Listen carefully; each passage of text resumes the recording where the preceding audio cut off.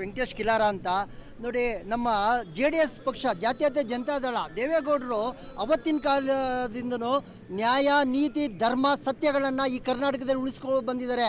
ಇವತ್ತು ಭಾರತ ದೇಶದಲ್ಲಿ ನಮ್ಮದು ಅತಿ ಶ್ರೀಮಂತ ರಾಜ್ಯ ಕರ್ನಾಟಕ, ಅತಿ ಶ್ರೀಮಂತ ರಾಜ್ಯ. ಕಾರಣ ಯಾಕೆ ಅಂದರೆ ದೇವೇಗೌಡರು ಯಾರ್ಯಾರು ಇಲ್ಲಿ ಲೂಟಿ ಮಾಡ್ತಾಯಿದ್ರು ಈ ಕರ್ನಾಟಕದ ಸೊತ್ತನ್ನು, ಈ ಕರ್ನಾಟಕದ ಸೊತ್ತನ್ನು, ಹಣನ, ಜಾಗವನ್ನು ಯಾರು ಲೂಟಿ ಮಾಡ್ತಾಯಿದ್ರು ಆ ಲೂಟಿ ಮಾಡೋದನ್ನು ತಪ್ಪಿಸಿದ್ರು.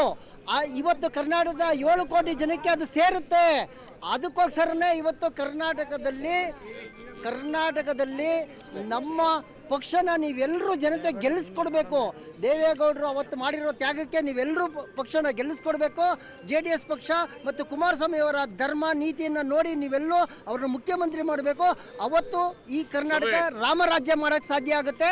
ರಾಮರಾಜ್ಯ ನೀವು ನೋಡೋಕ್ಕಾಗುತ್ತೆ. ನಿಮ್ಮ ಮಕ್ಕಳೆಲ್ಲ ಭಾಳ ವಿದ್ಯಾವಂತರಾಗಿ ವಿದೇಶಕ್ಕೆ ಹೋಗುವಂಥ ಎಲ್ಲ ಅವಕಾಶಗಳು ಕುಮಾರಸ್ವಾಮಿ ಅವರು ಮಾಡಿಕೊಡ್ತಾರೆ.